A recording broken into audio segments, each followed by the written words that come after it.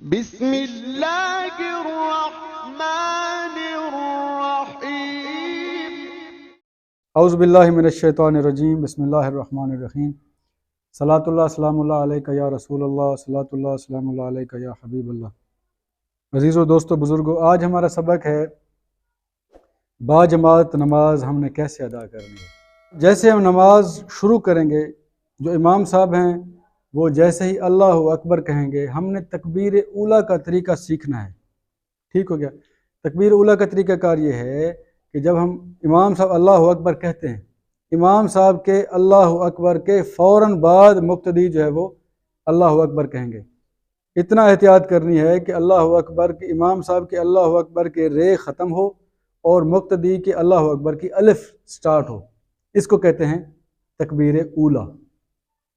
اور جو ہماری صف بندی ہے اس میں یہ ہے کہ سب سے پہلے مرد حضرات ہوں گے، ان کے پیچھے بچے دوسری صف میں، اور تیسری صف میں خنثی یعنی کہ شیمیل وہاں کھڑے ہوں گے، اور اینڈ پہ اگر لیڈیز آپ کی جماعت میں شامل ہونا چاہتی ہیں تو آخری صف میں جو ہے وہ عورتیں کھڑی ہوں گی۔ ٹھیک ہو گیا؟ آج کل کے ماحول میں کچھ لوگ بچوں کو ساتھ لے کے نہیں آتے کہ شور کرتے ہیں، کھیلتے ہیں وغیرہ وغیرہ، لیکن بچوں کو ساتھ لے کے آنا چاہیے، کیونکہ آج کے جو بچے ہمارے پاس یہاں مسجد میں آئیں گے تو کل کے وہ پکے سچے نمازی بنیں گے۔ اگر آج ہم ان کو جھڑکیں گے، ساتھ نہیں لے کے آئیں گے، تو یقیناً پھر بعد میں ان کو نمازی بنانے کے لیے ہمارے لیے دشواری ہوگی۔ بات سمجھ آ رہی ہے؟ ایک بات۔ دوسری بات یہ ہے کہ جو امام صاحب ارکان کی تبدیلی کرتے ہیں، مثال کے طور پہ قیام سے رکوع میں جاتے ہیں، بات سمجھ آ رہی ہے، یا رکوع سے سجدہ میں، قومہ کے لیے پھر قومہ سے سجدہ، سجدہ سے جلسہ، جلسہ سے پھر سجدہ کے لیے جب ترتیب بنتی ہے، اس میں یہ ہے کہ جب اللہ اکبر کی صدا بلند کریں گے تو آنے والے ارکان میں داخل ہونے سے پہلے ہم نے اس لفظ کو مکمل کرنا ہے، اللہ اکبر کی تکبیر کو مکمل کرنا ہے۔ یہ نہیں ہو سکتا، مثال کے طور پہ آپ کو سمجھانے کے لیے کہہ رہا ہوں، اب میں قیام میں کھڑا ہوں تو قیام کے لیے قیام سے جب میں رکوع میں جاؤں گا تو اللہ اکبر کہوں گا، اللہ اکبر، تو پہنچنے سے پہلے میں نے اپنے اللہ اکبر کی تکبیر کو مکمل کرنا ہے۔ ٹھیک ہو گیا؟ پھر رکوع سے اٹھتے ہوئے سمع اللہ لمن حمدہ کہیں گے، سمع اللہ لمن حمدہ جب کہیں گے تو وہ بھی مکمل کھڑے ہونے سے پہلے ہماری یہ تکبیر ختم ہونی چاہیے۔ ٹھیک ہو گیا؟ پھر جب اللہ اکبر کہتے ہیں سجدہ کے لیے تو یہ نہ ہو کہ سجدہ میں بعض لوگ سجدہ میں جا چکے ہوتے ہیں پھر بھی ان کی تکبیر ختم نہیں ہوتی، ایسے کرنا ٹھیک نہیں ہے۔ ٹھیک ہو گیا؟ آپ جیسے ہی سجدہ میں جائیں گے، سجدہ میں پہنچنے سے پہلے آپ کی تکبیر مکمل ہو جائے، یعنی ارکان کی تبدیلی کے وقت جو تکبیر کہتے ہیں تو دوسرے ارکان میں داخل ہونے تک آپ کی وہ تکبیر مکمل ہونی چاہیے۔ ٹھیک ہو گیا؟ اس طرح نہ ہو کہ آپ تکبیر کہتے رہیں اور پھر اگلے ارکان میں پہنچ چکے ہوں، تو یہ مناسب نہیں ہے۔ ایک اور بات وہ یہ ہے کہ آپ نے جو امام صاحب جو ارکان ادا کر رہے ہیں، جو مقتدی حضرات ہیں، وہ امام سے پہل نہیں کریں گے۔ میری بات سمجھ آ رہی ہے؟ امام صاحب کی ارکان کی تبدیلی کے بعد اپنے ارکان کی تبدیلی کریں گے۔ ایسا نہ ہو کہ امام صاحب سجدہ سے کھڑے ہو رہے ہیں اور آپ پہلے قیام میں پہنچ چکے ہیں، ایسا مقتدی کے لیے مناسب نہیں ہے۔ چونکہ ہم اقتدا میں ہیں نا، جو اقتدا میں ہے مقتدی اقتدا کرنے والے کو کہتے ہیں، جو اقتدا میں ہے امام کے تو امام کی ہی پیروی کرنی ہے، جیسے امام کر رہے ہیں ہم نے امام کے پیچھے چلنا ہے۔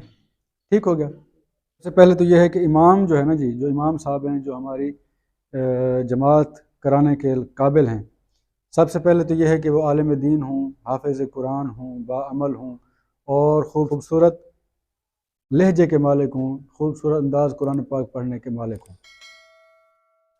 تو یہ ہمارے قاری صاحب ہیں، یہ جماعت کرائیں گے، اور جماعت کے لیے صف جو ہے سرکار دو عالم علیہ السلام نے ارشاد فرمایا، صفو صفوفکم، کہ اپنے صفوں کو درست کر لیا کریں۔ درست کا طریقہ کار یہ ہے کہ بعض لوگوں کے پاؤں چھوٹے ہوتے ہیں، بعض کے بڑے ہوتے ہیں، تو اس کا اندازہ یہ ہے کہ جب اپنی صف کو ہم سیدھا کریں گے تو اپنی جو ایڑیاں ہیں یہ برابر ہونے چاہیے۔ اپنی ایڑیوں کو سیدھا کر لیں جی، آپ کی ایڑیاں بالکل برابر ہوں، اور جو آپ کی انگلیاں ہیں بے شک وہ برابر ہوں یا نہ ہوں، اس میں کوئی حرج نہیں ہے، سب سے پہلے۔ دوسری بات یہ ہے کہ اپنی جو شلوار ہے یہ ٹخنوں سے اوپر کر لیں۔ ٹھیک ہو گیا جی؟ یہ ویسے بھی عام روٹین میں آپ کی اوپر ہونی چاہیے، اور نماز میں تو ویسے ہونی چاہیے۔ تیسری بات یہ ہے کہ آپ کی قدموں کے درمیان 4 انگلیوں کا فاصلہ ہونا چاہیے، اور آپ کی جو قدم ہیں یعنی پاؤں ہیں بالکل سٹریٹ قبلہ کی طرف ہوں۔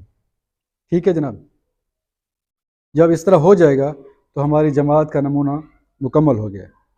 اب حضرت نماز شروع کرائیں گے، اور یہ امام صاحب ہیں، امام صاحب کے بالکل پیچھے ان کا دایاں پاؤں، اور جو مقتدی ہے جس نے اقامت پڑھنی ہے اس کا بایاں پاؤں ہے، اور یہ نماز شروع کر دیں گے۔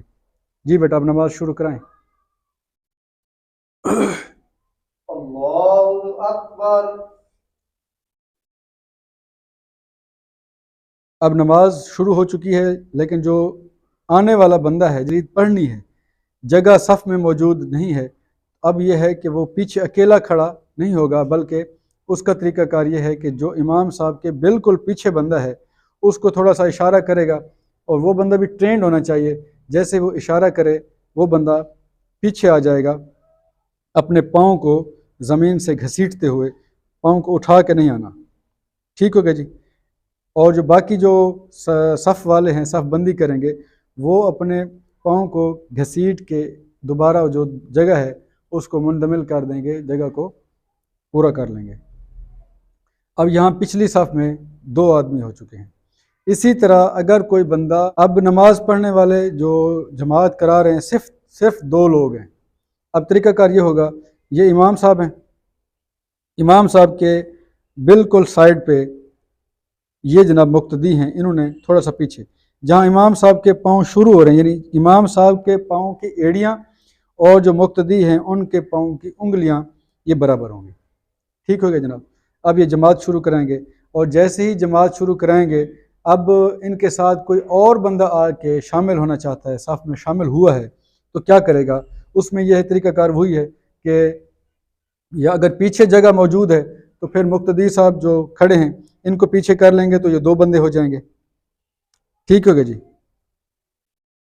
اب یہ ہماری صف مکمل ہو گئی ہے، لیکن اگر پیچھے جگہ موجود نہیں ہے، آگے جگہ ہے، تو پھر امام صاحب جو ہیں وہ اپنے پاؤں کو گھسیٹتے ہوئے آگے چلے جائیں گے، اور یہ 2 لوگ ہیں یہ پیچھے اپنی صف کو مکمل کر لیں گے۔ آپ کو شاید میری بات سمجھ آ چکی ہوگی تقریباً۔ اب تیسری صورتحال یہ ہے کہ جو امام صاحب ہیں یہ مسافر ہیں، ٹھیک ہے جی، جو مقتدی ہیں وہ مقیم ہیں، تو اب ان کو چاہیے جو امام صاحب ہیں وہ جب نماز پڑھانے کے لیے اپنے مصلی امامت پہ آئیں گے تو اعلان کر دیں گے کہ امام مسافر ہے، آپ لوگ اپنی نماز مکمل کر لیں گے۔ تو جب یہ 2 رکعت نماز فرض، مثال کے طور پہ ظہر کی نماز ہم پڑھ رہے ہیں یا عشاء کی پڑھ رہے ہیں یا عصر کی پڑھ رہے ہیں، تو 2 رکعت نماز پڑھنے کے بعد یہ سلام پھیر دیں گے۔ جیسے ہی سلام پھیر دیں گے دوبارہ ایک مرتبہ اپنی بلند آواز سے اعلان کر دیں گے کہ امام مسافر ہیں، مقیم حضرات اپنی نماز کو مکمل کریں۔ اچھا، اب جو مقیم ہیں آپ بیٹھ جائیں، آپ بھی بیٹھ جائیں، آپ اعلان کریں جی امام مسافر اپنی نماز مکمل کریں۔ امام مسافر ہے، مقیم حضرات آپ نے اپنی نماز مکمل کریں۔ اچھا، اب یہ لوگ جب کھڑے ہو گئے نا، جو مقیم حضرات ہیں یہ انہوں نے 4 رکعت نماز پڑھنی ہے۔ اب انہوں نے پڑھنی کیسے ہے کہ جتنا دیر تک 4 رکعت نماز فرض ظہر کی ہے، عصر کی ہے یا عشاء کی ہے، 2 تو ہم نے پڑھ لی امام صاحب کے پیچھے یعنی امام صاحب کی اقتداء میں، آخری 2 جو ہیں وہ کیسے پڑھیں گے؟ انہوں نے پڑھنا کچھ بھی نہیں ہے، قیام میں پڑھنا کچھ بھی نہیں ہے، صرف الحمد شریف جتنا تلاوت کرنے کی جو ڈیوریشن ہے، جتنا ٹائم لگتا ہے اتنا دیر یہ صرف خاموشی کے ساتھ کھڑے رہیں گے، جیسا کہ امام کے پیچھے کھڑے ہوتے ہیں ویسے ہی یہ اپنا ٹائم سپینڈ کریں گے، یعنی اتنی دیر تک کھڑے ہو کے پھر رکوع کریں گے، رکوع میں تسبیح پڑھیں گے، پھر سجدہ کریں گے، سجدہ میں تسبیح پڑھیں گے، جو پڑھنا ہے وہ پڑھتے رہیں گے، صرف قیام میں انہوں نے پڑھنا کچھ نہیں ہے، الحمد شریف جتنا دیر تک صرف رکے رہنا ہے اور پھر اپنی نماز کو مکمل کر لینا ہے۔ ٹھیک ہو گیا جی؟ نہیں، اب یہ ہمارے دوست جو ہے وہ ایک ڈیمو پیش کر رہے ہیں، یہ نماز نہیں پڑھ رہے، یہ ویسے آپ کو پریکٹیکلی کر کے دکھایا جا رہا ہے تاکہ آپ لوگوں کو بھی سمجھ آ جائے۔ اب یہ لوگ تشہد میں بیٹھے ہیں، اور ایک مسئلہ یہ ہے کہ تشہد میں جب بیٹھتے ہیں تو شہادت کی انگلی کو التحیات پڑھنے کے دوران اٹھایا جاتا ہے۔ اگر مسئلے کا پورا پتہ ہو آپ کو مکمل طور پہ اس پہ گرفت حاصل ہے تو پھر آپ یہ کر لیں تو اچھی بات ہے، بہت زبردست عمل ہے۔ اس کے ساتھ یہ ہے کہ سرکار دو عالم علیہ الصلوۃ والسلام کا ارشاد گرامی ہے کہ شیطان جو ہے وہ اس عمل کے ذریعے اس بندے کے قریب نہیں آتا، وہ دور بھاگ جاتا ہے۔ اگر اس طرح کر لیا جائے تو بہتر ہے، لیکن کرنے کا انداز یہ ہے کہ جب ہم اشہد اللہ الہ الا اللہ پڑھتے ہیں نا جی، جب اشہد اللہ پہ پہنچیں گے تو اپنی انگلی کو کھڑا کر لیں گے، اور الہ جب پڑھیں گے الا اللہ جب کہیں گے تو اپنی انگلی کو نیچے کر لیں۔ اشہد اللہ الہ الا اللہ پہ لا الہ پہ اوپر کر لیں گے اور الا اللہ پہ نیچے کر لیں گے۔ تو اس کا طریقہ کار یہ ہے، جو ہماری کتب میں موجود ہے، وہ صرف یہ ترغیب دیتے ہیں کہ اشہد اللہ الہ الا اللہ، اس پہ ہم نے انگلی کو نیچے رکھ دینا۔ یہ عمل آپ کر سکتے ہیں اگر اچھے انداز سے تو کر لیں، لیکن یہ ہے کہ اس کی احتیاط یہ ہے کہ جو آپ کے منہ سے الفاظ نکل رہے ہیں وہ الفاظ اور آپ کی انگلی کا جو حرکت ہے اس میں متفق ہونا ضروری ہے۔